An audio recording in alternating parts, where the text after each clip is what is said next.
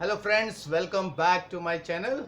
After learning about the sperm and ovum in the previous video, आज बारी है उस इवेंट को डिस्कस करने की या उस इवेंट को समझने की जिससे जाइगोट तैयार होता है. दैट प्रोसेस वी नो, उसको फर्टिलाइजेशन कहते हैं. ओके, तो fertilization is the process of zygote formation.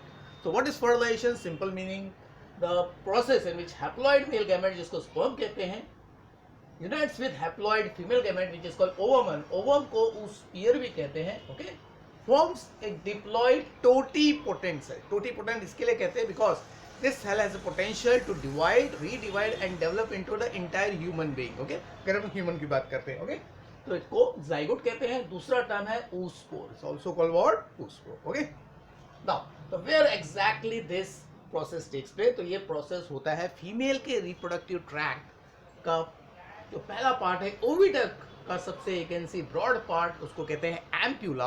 And generally ये तब होता है after 24 to 36 hours of ovulation. Ovum के रिलीज होने के 24 से 36 घंटे के अंदर ये प्रोसेस कंप्लीट हो जाता है. ओके, तो आपको क्या दिख रहा है यहाँ पे डायग्राम में? आपको राइट साइड में आपको दिख रहा है ओवम को क्लैच करके दिखाया. Okay, and the ovum is very much eager to get the sperm and this sperm is now trying to reach to the ovum. तो हम लोग डिस्कस करेंगे, you can see the process in a step by step manner. you can see 15 steps में हम लोग पूरे process को क्या है डिवाइड करेंगे और हर स्टेप को देखेंगे कि एक्चुअली क्या होता है. ओके, तो दिस इज ओवम.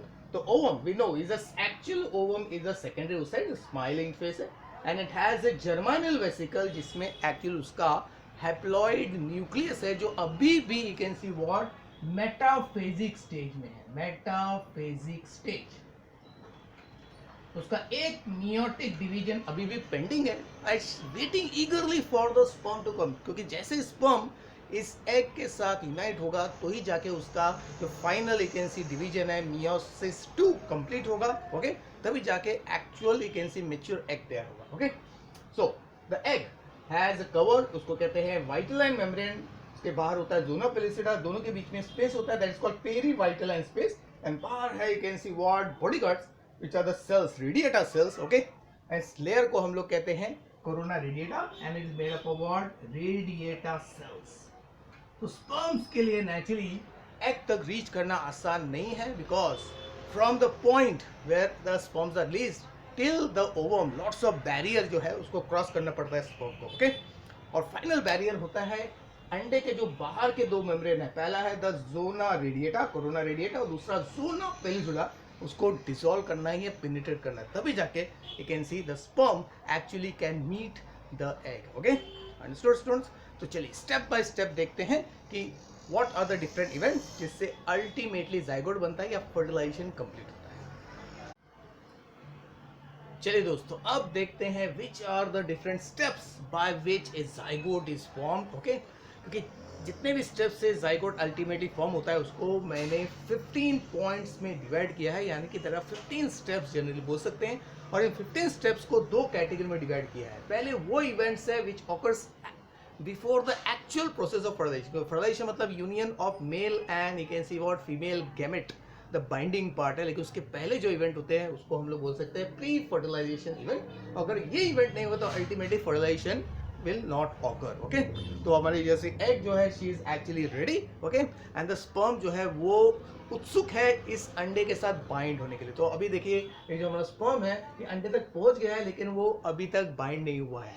ओके, तो स्पर्म ये जो आपको दिख रहा है यहाँ तक अंडे तक पहुंचने से पहले यू कैन सी उसके साथ उसी टाइप का कंपटीशन होता है जिस तरह आपने you can C Disney channel में एक कार्टून यू कैन सी या किड्स आपने देखा होगा सीरियल जिसको ताकाशी कैसल कहते हैं. उसी टाइप का इवेंट इसी स्पर्म के साथ होता है before it reaches to the ovum. तो देखते हैं वो इवेंट्स क्या है. तो इसकी शुरुआत होती है सबसे पहले पॉपुलेशन से, इसको मीटिंग भी कहते हैं, सेक्सुअल इंटरकोर्स भी कहते हैं एज वी नो. तो in this process the male partner है वो फीमेल पार्टनर के साथ फिजिकली बॉन्ड हो जाता है and this bonding male penis को फीमेल के वजाइना में इंट्रोड्यूस कर देता है. तो that is the first stage in the process of what fertilisation. Okay, और during the last stage of the copulation, तो कॉपुलेशन के टर्मिनल स्टेज में है मेल जो है रिप्रोडक्टिव फ्लूइड जिसको स्पर्म कहते हैं उसको वजाइना में रिलीज कर देता है, जिसको इजैक्यूलेशन भी कहते हैं और इंसेमिनेशन भी कहते हैं, सीमेन को रिलीज करना और about okay in one event of population generally male 200 से 400 मिलियन स्पर्म्स को फीमेल के वजाइना में डिलीवर कर देता है। 200 से 400 मिलियन इकेंसी स्पर्म्स, लेकिन अंडे के एक एग के लिए एक्चुअली एक ही स्पर्म चाहिए और वो एग होता है बादशाह, दैट इज द इकेंसी the fittest of all the sperm. और उसके लिए जो शुरुआत के जो प्रोसेस है वो एकदम मैंने बताया आपको ताकाशी कैसल में जो कंपटीशन होता है टू रीच द कैसल, उसी टाइप का होता है। The can say competitor has to, यहाँ पे स्पर्म्स है, they have to cross the barriers till they reach the ovum. Okay, और एक्चुअल ओवम आपको मालूम है, एक्चुअल ओवम यहाँ पे है सेकेंडरी ओसाइट, ओके, जिसका एक डिवीजन अभी भी बाकी है, that is meiosis 2। Okay, now insemination के बाद स्पर्म्स वजाइना में जो आते हैं वो इनएक्टिव रहते हैं, तो सबसे पहले अभी स्पर्म एक्टिवेट हो जाते हैं because there are secretions in the semen that is prostaglandin. Okay, उसकी वजह से स्पर्म एक्टिवेट होता है, उनकी मोटिलिटी इंक्रीज होती है, और साथ में the vagina and the uterus जो अभी पाथवे होगा स्पर्म के मुंह के लिए, they also start contracting. Okay, और एक हार्मोन एक ऐसी ऑक्सीटोसिन हार्मोन भी रिलीज होता है जो स्पर्म की मोटिलिटी को एक ऐसी एक्टिवेट करता है।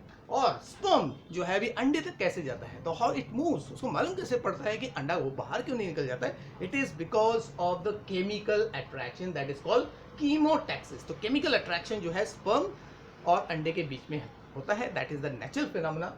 इससे मूवमेंट होता है स्पर्म टुवर्ड्स, जो जितने भी यू कैन सी स्पर्म्स है वो सब अंडे की तरफ जाने की कोशिश करते हैं, but most of them you can see, almost you can see, they die before they reach, because सबसे पहला बैरियर होता है वजाइना, जहाँ पे इंट्रोड्यूस किया है। ऑलमोस्ट 60% पे जो स्पर्म्स है वो वजाइना के एसिडिक कंडीशन में ही क्या है मर जाते हैं, और बाकी जो है cervix that is the mouth of the uterus में जाने में ट्रैप हो जाते हैं, और बाकी जो यूट्रस में पहुंच जाते हैं they are to swim by their own ability. वहाँ पे भी बैरियर होता है, यूट्रस में होता है द फैगोसाइटिक बैरियर्स, ओके, जो स्पर्म्स को एक्चुअली क्या है फैगोसाइटिस कर देते हैं, बट अल्टीमेटली जो स्पर्म बच जाते हैं दे आर एक्चुअली एक्टिवेटेड। इस प्रोसेस को कहते हैं कैपेसिटेशन।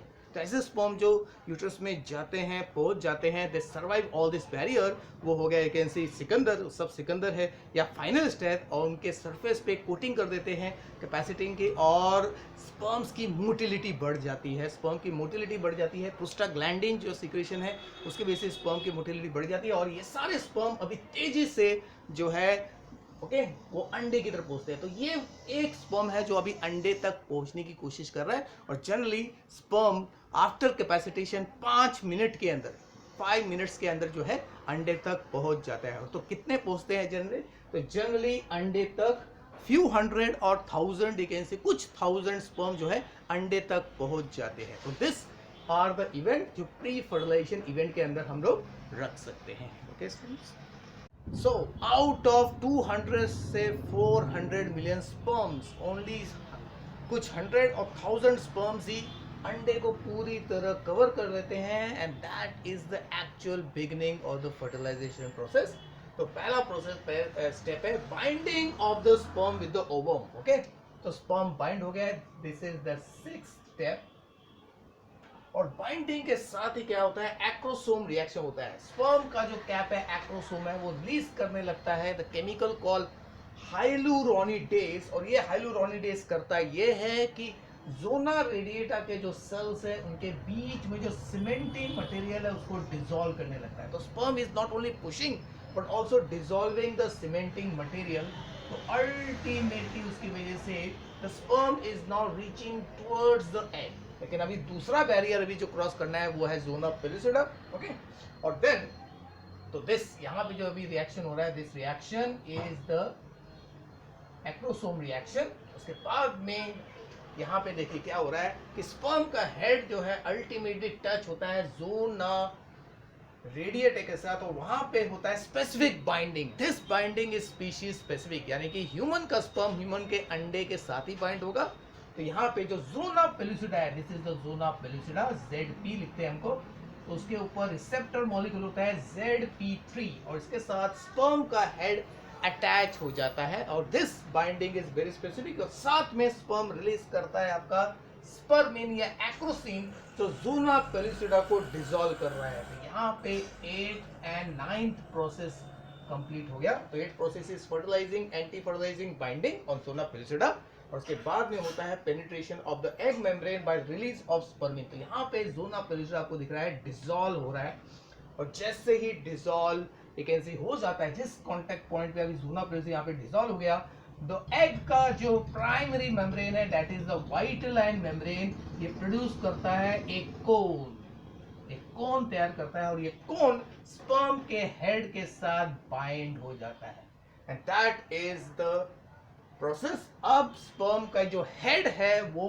अंडे के अंदर एंटर करेगा by the process of phagocytosis. तो होगा क्या कि ये जो आपका मेम्ब्रेन है ये फ्यूज हो जाता है ऐसा, और मेम्ब्रेन एग मेम्ब्रेन जो है वो स्पर्म मेम्ब्रेन के साथ फ्यूज होके जो आपका न्यूक्लियस है स्पर्म का न्यूक्लियस along with the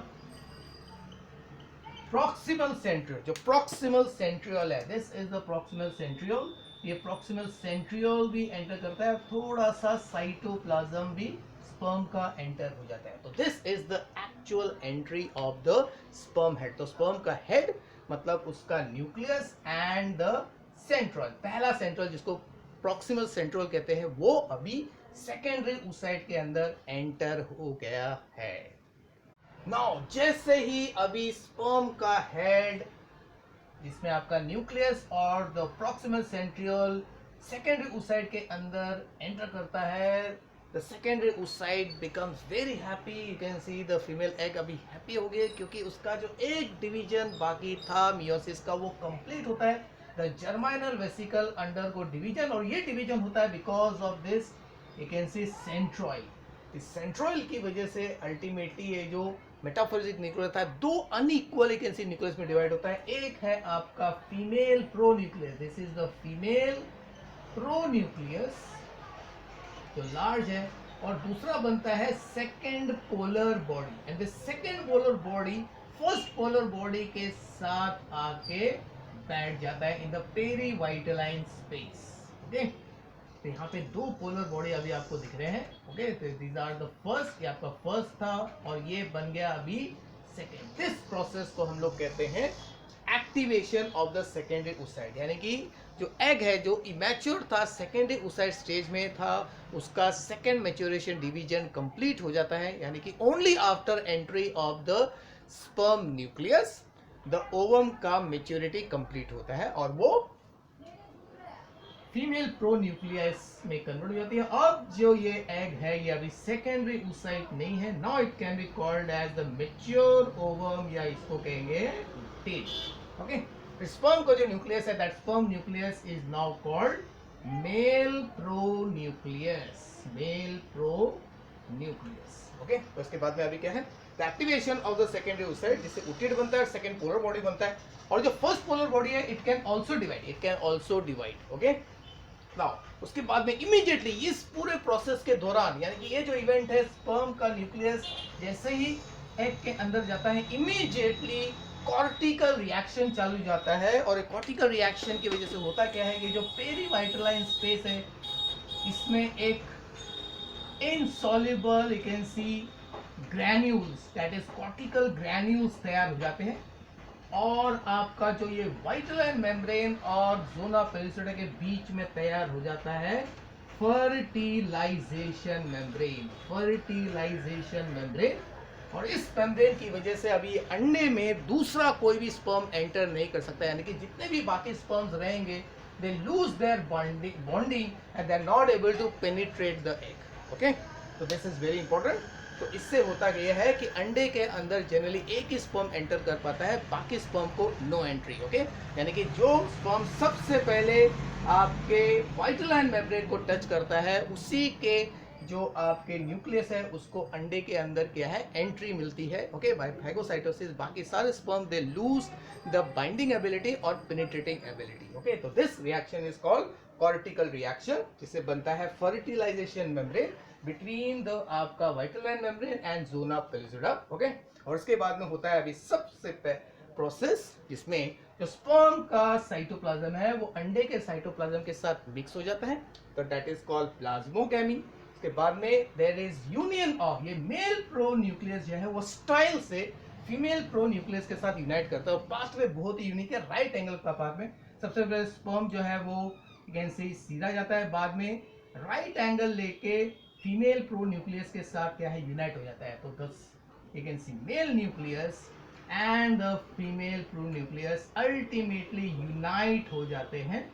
और यूनाइट होने वाले इस प्रोसेस में दो न्यूक्लियस आपस में यूनाइट हो गए हैं। अब ये दोनों न्यूक्लियस के यूनियन को कहते हैं सिनकैरियन। अब ये हो गया सिनकैरियन। तो साइटोप्लाज्म मिक्स हो रहा था तो उसको कहते हैं प्लाज्मोगैमी। अभी न्यूक्लियस एक दूसरे के साथ क्या है, मिक्स हो गए हैं या फ्यूज हो गए। एक्चुअल फ्यूजन अभी हो रहा है दो न्यूक्लियस का। This is the female and this is the male. इससे जो न्यूक्लियस बना उसको कहते हैं सिनकैरियन। और इस प्रोसेस के दौरान होता है फाइनली मेल जो है न्यूक्लियस में कितने क्रोमोसोम है, 23। फीमेल न्यूक्लियस में 23 क्रोमोसोम है। यानी कि अगर हम लोग मैरिज के हिसाब से फादर के 23 क्रोमोसोम, मदर के 23 क्रोमोसोम और फाइनल स्टेज में होता है फादर का फर्स्ट क्रोमोसोम या मेल का पहला क्रोमोसोम फीमेल के पहले क्रोमोसोम के साथ एक एनसी वॉट पेयरिंग करते हैं और फिर अपने जीन्स को क्या है रीशफल करने लगते हैं। तो फाइनल जो यूनियन होता है वो होता है between the male and female chromosome, जिसमें रिकॉम्बिनेशन होता है। That is called amphimixis. That is called amphimixis which is the terminal stage of the you can see zygote formation। जैसे ये तीनों प्रोसेस कंप्लीट होते हैं, पहले plasmogamy that is the mixing of the cytoplasm of both sperm and ovum, उसके बाद में karyogamy union of the nucleus, और थर्ड स्टेप में है जो क्रोमोसोम है उनके बीच का इंटरेक्शन, ताकि फाइनल हो जाए कि जो जाइगोट है जिससे जो बेबी बनने वाला है उसमें मेल कैरेक्टर कौन सा जाएगा, फीमेल कैरेक्टर कौन सा जाएगा, कौन सा इंटरमीडिएट जाएगा। तो यहाँ पे ही डिसाइड हो जाता है, यहाँ पे डिसाइड हो जाता है कि बेबी मेल होगा या फीमेल होगा, depending upon the type of sperm genes and the chromosome. तो इस तरह फाइनली तैयार हो जाता है आपका जाइगोट। तो now this cell is called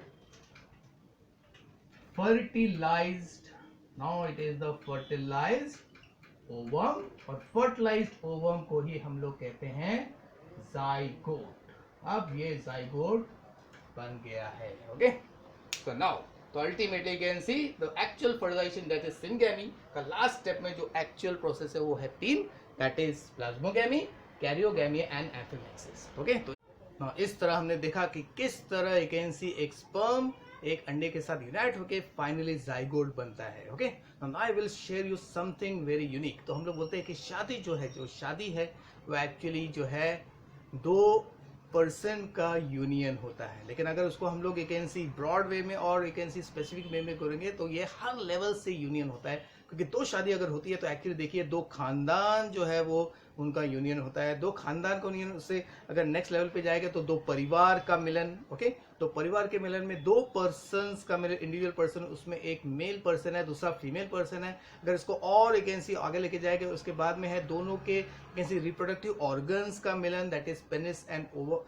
vagina का मिलन। उसके बाद में अगर देखा जाएगा तो एक स्पर्म और अंडे का मिलन, जब वो एक्चुअली टच करते हैं, बाइंडिंग करते हैं, यानी कि स्पर्म इंटर स्पर्म और अंडा एक दूसरे के साथ बाइंड करते हैं, वो मिलन। उसके बाद में क्या प्रोसेस होता है, उनका जो सेल मेम्ब्रेन है उसका मिलन। ओके, तो इस स्टेप में हो रहा है सेल मेम्ब्रेन का मिलन होता है। उसके बाद में आपका एक साइटोप्लाज्म का मिलन होता है। उसके बाद में दोनों न्यूक्लियस का मिलन होता है, जिससे एक्चुअल जाइगोट न्यूक्लियस बनता है। उसके बाद में स्टॉप नहीं होता है, उसके बाद में क्रोमोसोम्स का मिलन होता है, और क्रोमोसोम्स के मिलन के बाद फाइनल जीन्स का मिलन होता है। और तब डिसाइड होता है कि इससे जो बेबी तैयार होगा उसका फ्यूचर क्या रहेगा, उसमें कैरेक्टर क्या आएगा। यानी कि एक सोसाइटी जो है ओके से दो ग्रुप के मिलन के साथ साथ टर्मिनल में आपका मॉलिक्यूलर लेवल पे क्या होता है, यूनियन होता है। तो that is the beauty of the fertilization। So I think you can see students, so you have understood the process of fertilization. So remember this 15 steps, so okay, very easily। okay, so you can write this, you can see steps, उनका जो explanation आप अपने words में भी लिख सकते हो। okay, and keep the diagram also in the picture। okay, so thanks for watching। so in the next video we will start with the post fertilization changes, यानी कि अभी फर्टिलाइजेशन तो कंप्लीट हो गया, इसके बाद में जो चेंजेस है अभी उनको स्टडी करेंगे in the next video. Okay, तो थैंक्स फॉर वॉचिंग। तो bye bye students, bye, thanks.